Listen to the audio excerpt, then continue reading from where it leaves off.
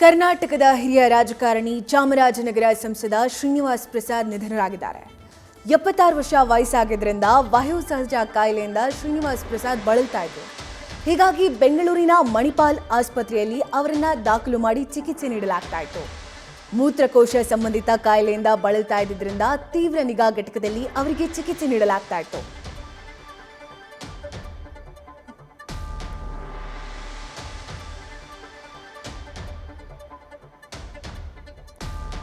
ಬನ್ನಿ ಈ ಬಗ್ಗೆ ನಮ್ಮ ಜೊತೆ ಮಾತಾಡೋದಕ್ಕೆ ಶ್ರೀನಿವಾಸ್ ಪ್ರಸಾದ್ ಅವರ ಅಳಿಯ ಹರ್ಷವರ್ಧನ್ ಅವರು ಫೋನ್ ಸಂಪರ್ಕದಲ್ಲಿ ಜಾಯಿನ್ ಆಗಿದ್ದಾರೆ. ಸರ್ ನಮಸ್ಕಾರ. ನಮಸ್ಕಾರಮ್ಮ. ಸರ್, ಯಾವಾಗ ಅವ್ರಿಗೆ ತೀವ್ರ ನೋವು ಕಾಣಿಸ್ಕೊಂಡಿದ್ದು, ಯಾವಾಗ ಅವ್ರನ್ನ ಮಣಿಪಾಲ್ ಆಸ್ಪತ್ರೆಯಲ್ಲಿ ಶ್ರೀನಿವಾಸ್ ಪ್ರಸಾದ್ ಅವ್ರನ್ನ ದಾಖಲು ಮಾಡಲಾಗಿತ್ತು ಸರ್? ನೋಡಿ, ಸುಮಾರು ಒಂದು ವಾರದಿಂದನೇ ಅವ್ರು ದಾಖಲಾಗಿದ್ರಲ್ಲಿ. ಆಮೇಲೆ ಚೇತರಿಕೆ ಎಲ್ಲ ಕಾಣ್ತಿತ್ತು. ಬಟ್ ಅದಾದ್ಮೇಲೆ ಒಂದೇ ಉಸಿರಾಟ ತೊಂದರೆ ಜಾಸ್ತಿ ಆಗೋಗ್ಬಿಡ್ತು. ಉಸಿರಾಟ ತೊಂದರೆ ಜಾಸ್ತಿ ಆದಾದ್ಮೇಲೆ ಒಂದ್ 3 ದಿನ ಹಿಂದೆ ಅವ್ರಿಗೆ ವೆಂಟಿಲೇಟರ್ ಅಲ್ಲಿ ಇಡಬೇಕಾಗಿತ್ತಲ್ಲಿ.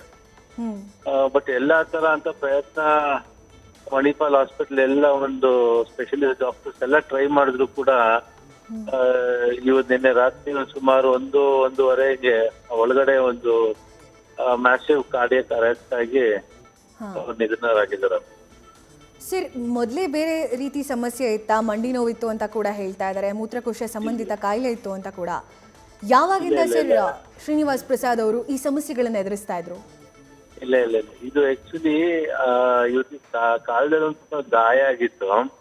ಬಟ್ ಆ ಗಾಯದ ವಿಚಾರದಲ್ಲಿ ಅವರೆಲ್ಲ ಆಲ್ರೆಡಿ ಒಂದು ಟ್ರೀಟ್ಮೆಂಟ್ ತಗೊಂಡಿದ್ರು ಮೈಸೂರು ಮಣಿಪಾಲ್ ಆಸ್ಪತ್ರೆಯಲ್ಲಿ. ಬಟ್ ಅದ್ ಯಾಕೋ ಸರಿಯಾದ ರೀತಿಯಲ್ಲಿ ಕ್ಯೂರ್ ಆಗ್ತಾ ಇರ್ಲಿಲ್ಲ. ಮತ್ತೆ ಬೆಂಗಳೂರು ಮಣಿಪಾಲ್ ಆಸ್ಪತ್ರೆಗೆ ಸೇರ್ಕೊಂಡು ಅದಕ್ಕೆಲ್ಲ ಚಿಕಿತ್ಸೆ ತಗೊಂತಾ ಇದ್ರಲ್ಲಿ. ಅವ್ರಿಗೆ ಆಕ್ಚುಲಿ ರೀನಲ್ ಟ್ರಾನ್ಸ್ಪ್ಲಾಂಟ್ ಆಗಿ 11 ವರ್ಷ ಆಗಿದೆ. ಸೊ ಪ್ಲಸ್ ಅವ್ರಿಗೆ BP ಮತ್ತೆ ಶುಗರ್, ಇದೆಲ್ಲ ಡಯಾಬಿಟಿಸ್ ಸಮಸ್ಯೆ ಎಲ್ಲ ಮುಂಚೆಯಿಂದನೂ ಇತ್ತು. ಆದ್ರೂ ಕೂಡ ಇದು ಔಷಧಿ ಇದ್ರಲ್ಲೆಲ್ಲ ಸಸ್ಟೈನ್ ಹಾಕೊಂಡು ಅಷ್ಟು ವರ್ಷ ಬಂದಿದ್ರು. ಬಟ್ ಅದ್ಯಾಕೋ ಇದಕ್ಕಿದ್ದಂಗೆ ಅವ್ರಿಗೆ ಎಣ್ಣೆ ಉಸಿರಾಟ ತೊಂದರೆ ಬಂದ್ಮೇಲೆ ಒಂದ್ 3-4 ದಿನ ಹಿಂದೆ ಸೆಪ್ಸಿಸ್ ಆಗೋಗ್ಬಿಡ್ತಲ್ಲಿ. ಸೆಪ್ಸಿಸ್ ಆದ್ಬಿಟ್ರೆ next it is a very critical situation. So ಅದನ್ನ ನಾವು ಡಾಕ್ಟರ್ಸ್ ಎಲ್ಲ ಹ್ಯಾಂಡಲ್ ಮಾಡಿ, doctor Ballal Manipal hospital directors ನನ್ನೆಲ್ಲ ಫ್ಯಾಮಿಲಿ ಎಲ್ಲ ಕರೆಸಿ ಬ್ರೀಫ್ ಎಲ್ಲ ಮಾಡಿದ್ರು. ಅದು ಸೊ 50-50 ಚಾನ್ಸ್ ಇತ್ತು. ಆದ್ರೂ ಕೂಡ ನಾವು ರಿಸ್ಕ್ ಎಲ್ಲ ತಗೊಂಡ್ ಮಾಡಿದ್ರಿ. ನಿನ್ನೆ ಮೊನ್ನೆಲ್ಲ ಸ್ವಲ್ಪ ಅವರಿಗೆ ಸುಧಾರಣೆ ಕಾಣ್ತಿದ್ರು ಕೂಡ ಅದು ಸ್ವಲ್ಪ ಏರುಪೇರು ಆಗಕ್ಕೆ ನಿನ್ನೆ ರಾತ್ರಿ ಒಂದು 10 ಗಂಟೆಯಿಂದ ಪ್ರಾರಂಭ ಆಯ್ತು. ಸೊ ಅಲ್ಲಿಂದ ಆಗಿದ್ಕೆ ಒಂದು ರಾತ್ರಿ 1:30 ಹತ್ರ ಅವ್ರಿಗೆ ಒಂದು ಮ್ಯಾಸಿವ್ ಹಾರ್ಟ್ ಅಟ್ಯಾಕ್ ಆಗಿ ತೀರ್ಕೊಂಡ್ರು. ಸರ್, ಮೊನ್ನೆ ಕೂಡ ಚುನಾವಣೆ ಪ್ರಚಾರ ಆರಂಭ ಆದಾಗ CM ಸಿದ್ದರಾಮಯ್ಯ ಅವರು, BS ಯಡಿಯೂರಪ್ಪ ಅವರು ಕೂಡ ಶ್ರೀನಿವಾಸ್ ಪ್ರಸಾದ್ ಅವ್ರನ್ನ ಭೇಟಿ ಮಾಡಿ ತಮ್ಮ ಪಕ್ಷಕ್ಕೆ ಬೆಂಬಲ ನೀಡುವಂತೆ ಕೂಡ ಕೇಳ್ಕೊಂಡಿದ್ರು. ಅವಾಗೆಲ್ಲ ಆರೋಗ್ಯವಾಗಿದ್ರ ಅಲ್ವಾ ಸರ್? ಆರೋಗ್ಯವಾಗಿದ್ರು. ಪ್ಲಸ್ ಅವರು ಅವಾಗ ರಾಜಕೀಯದ ನಿವೃತ್ತಿ ಘೋಷಣೆ ಮಾಡಿ ಆಗ ಎಲ್ಲರೂ ಕೂಡ ಅವ್ರಿಗೆ ಅವ್ರೇನ್ ನಿವೃತ್ತಿ ಘೋಷಣೆ ಮಾಡಾದ್ಮೇಲೆ ಅವರು ತಟಸ್ಥವಾಗಿದ್ರು. ಅದ್ರ ಬಗ್ಗೆ ಎಲ್ಲ ಊಹಾಪೋಹಗಳೆಲ್ಲ ಬಹಳಷ್ಟಿದೆ ಮಾತು. ಆಮೇಲೆ ಇನ್ನೊಂದ್ ದಿನ ಮಾತಾಡ್ತೀನಿ ಅದ್ರ ಬಗ್ಗೆ. ಬಟ್ ಸದ್ಯಕ್ಕೆ ಆತರ ಏನೂ ಇರ್ಲಿಲ್ಲ. ಆಮೇಲೆ ಅವರು ಪಾಪ ಈ ವಾಸ್ ಲುಕಿಂಗ್ ವೆರಿ ಫಾರ್ವರ್ಡ್. ನನಗೆ ಅವ್ರು ಏನು ಅಂತಂದ್ರೆ ಮಣಿಪಾಲ್ ಅಲ್ಲಿ ಅವ್ರು ಡಿಸ್ಚಾರ್ಜ್ ಆಗಿ ಈ ವೋಟಿಂಗ್ ಮಾಡ್ತೀನಿ ಅಂತ ಒಂದು ಅವ್ರ ಮನ್ಸಲ್ಲಿ ಇತ್ತಲ್ಲಿ. ಬಟ್ ಯಾಕೋ ಈ ಸತಿ ಆಗ್ಲಿಲ್ಲ. ಮೈಸೂರಿಗೆ ಬಂದು ವೋಟ್ ಹಾಕ್ಬೇಕು ಅಂತ ಬಹಳ ಆಸೆ ಇತ್ತು ಅವ್ರಿಗೆ. ಬಟ್ ಅದು 1 ದಿನ ಹಿಂದೆ ಅವ್ರಿಗೆ ಉಸಿರಾಟದ ತೊಂದರೆ ಬಂದ್ಮೇಲೆ ಈ ತರ ಎಲ್ಲ ಬೆಳವಣಿಗೆಗಳಾಗಿದೆ. ಸರ್, ಕೊನೆಯದಾಗಿ ಶ್ರೀನಿವಾಸ್ ಪ್ರಸಾದ್ ಅವರ ಅಂತ್ಯಕ್ರಿಯೆಯನ್ನ, ವಿಧಿವಿಧಾನವನ್ನ ಯಾವ ರೀತಿ ನೆರವೇರಿಸ್ತೀರಾ ಸರ್? ಯಾವಾಗ, ಎಷ್ಟೊತ್ತಿಗೆ ಅವರ ಪಾರ್ಥಿವ ಶರೀರ ಕಾರ್ಯಕರ್ತರಿಗೆ ನೋಡೋದಕ್ಕೆ, ದರ್ಶನಕ್ಕೆ ಲಭಿಸುತ್ತೆ ಸರ್? ಈಗ ಮೈಸೂರಿಗೆ ಅದು ಸುಮಾರು ಒಂದು 8:30-9 ಗಂಟೆಗೆ ಅವರ ನಿವಾಸ ಜಯಲಕ್ಷ್ಮೀಪುರಂದಲ್ಲಿ ಬರ್ತಾ ಇದೆ. ಅದು ಬೆಂಗಳೂರಿಂದ ನೇರವಾಗಿ ಬರ್ತಾ ಇದೆ.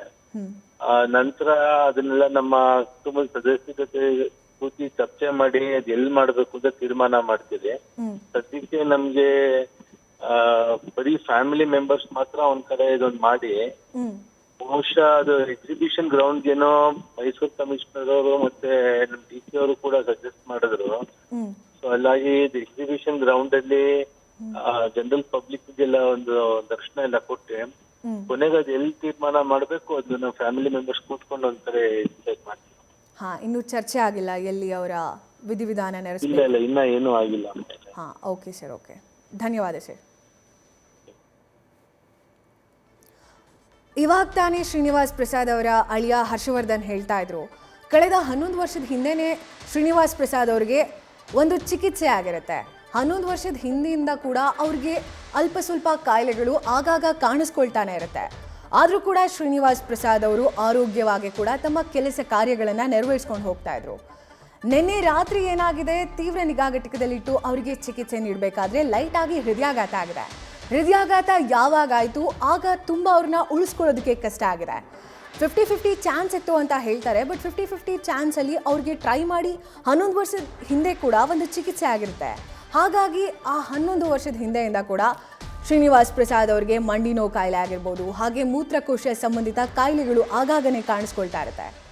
ಆದರೂ ಕೂಡ ನಿನ್ನೆ ಅವರಿಗೆ ಹೃದಯಾಘಾತ ಆಗಿರೋದ್ರಿಂದ ಅವರು ಉಳಿಯೋದು ಕಷ್ಟ ಆಗಿದೆ. 6 ಬಾರಿ ಲೋಕಸಭೆಯನ್ನು ಪ್ರತಿನಿಧಿಸಿದ್ದಾರೆ, 5 ಬಾರಿ ವಿಧಾನಸಭೆಯನ್ನು ಪ್ರತಿನಿಧಿಸಿದ್ದಾರೆ. ಈಗ ಇನ್ನು ಅವರ ಪಾರ್ಥಿವ ಶರೀರವನ್ನು ಅವರ ಕುಟುಂಬಸ್ಥರ ಜೊತೆ ಚರ್ಚೆ ಮಾಡಿ ಆ ನಂತರ ಎಲ್ಲಿ ಅವರನ್ನು ಮಣ್ಣು ಮಾಡಬೇಕು ಅನ್ನೋದ್ರ ಬಗ್ಗೆ ತೀರ್ಮಾನ ಕೈಗೊಳ್ಳಲಾಗುತ್ತೆ ಅಂತ ಕೂಡ ಹೇಳಿದ್ರು. ಇನ್ನೂ ಕೂಡ ಈ ಬಗ್ಗೆ ಚರ್ಚೆ ಆಗಿಲ್ಲ.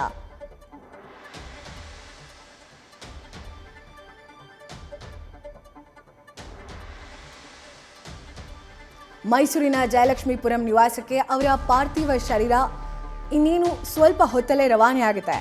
ಆ ನಂತರ ಮನೆ ಮಂದಿಯೆಲ್ಲ ಕೂಡಿ ಚರ್ಚೆ ಮಾಡಿ ಆ ನಂತರ ಸಾರ್ವಜನಿಕರ, ಅವರ ಕಾರ್ಯಕರ್ತರ, ಅಭಿಮಾನಿಗಳ ದರ್ಶನಕ್ಕೆ ಅವರ ಪಾರ್ಥಿವ ಶರೀರವನ್ನು ಮೈಸೂರಿನ ಹಾಲ್ನಲ್ಲಿ ಇಡಲಾಗುತ್ತೆ ಅಂತ ಹೇಳ್ತಾ ಇದ್ರು ಕೂಡ.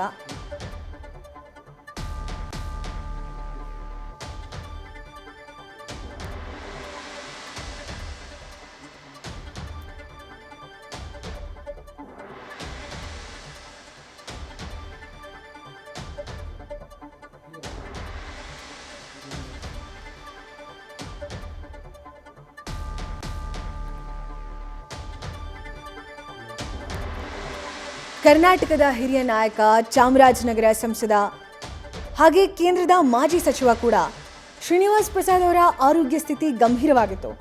ಬೆಂಗಳೂರಿನ ಮಣಿಪಾಲ್ ಆಸ್ಪತ್ರೆಯಲ್ಲಿ ಅವರಿಗೆ ಚಿಕಿತ್ಸೆ ನೀಡಲಾಗ್ತಾ ಇತ್ತು. ಆದರೆ ಮೂತ್ರಕೋಶ ಸಂಬಂಧಿತ ಕಾಯಿಲೆ ಹೆಚ್ಚಾಗಿದ್ದರಿಂದ ಚಿಕಿತ್ಸೆ ಫಲಕಾರಿಯಾಗದೆ ಅವರು ಸಾವನ್ನಪ್ಪಿದ್ದಾರೆ. ಕರ್ನಾಟಕ ಕಂಡ ಧೀಮಂತ ನಾಯಕ. ಅವರು 6 ಬಾರಿ ಲೋಕಸಭೆಗೆ ಹಾಗೆ 5 ಬಾರಿ ವಿಧಾನಸಭೆಗೆ ಆಯ್ಕೆಯಾಗಿದ್ರು. 2008 ಮತ್ತು 2013ರಲ್ಲಿ ನಂಜನಗೂಡಿಂದ ಆಯ್ಕೆಯಾಗಿದ್ರು.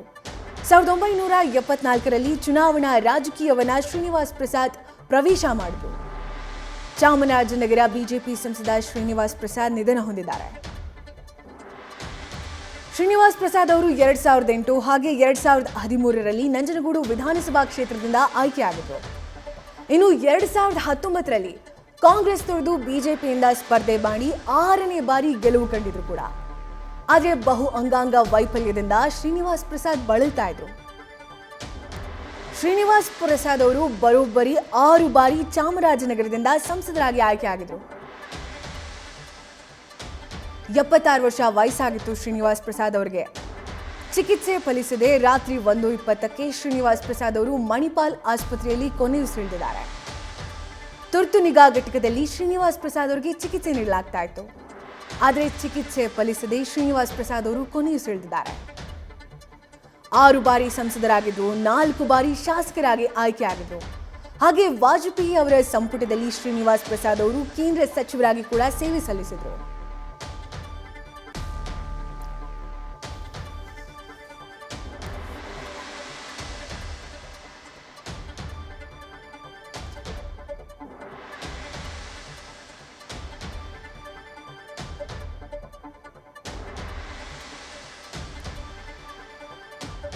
ಸದ್ಯಕ್ಕೆ ಶ್ರೀನಿವಾಸ್ ಪ್ರಸಾದ್ ಅವರ ಪಾರ್ಥಿವ ಶರೀರವನ್ನು ಮೈಸೂರಿನ ಜಯಲಕ್ಷ್ಮೀಪುರಂಗೆ ರವಾನೆ ಮಾಡಲಾಗುತ್ತೆ ಅಂತ ಹೇಳಲಾಗ್ತಾ ಇದೆ.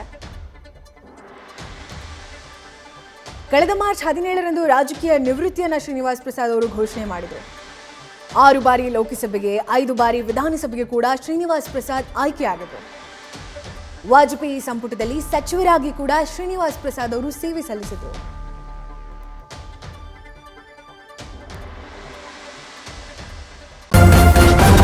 ನ್ಯೂಸ್ ಫಸ್ಟ್ ನಿರ್ಭೀತಿಯಿಂದ ನಿಮ್ಮ ಪರವಾಗಿ.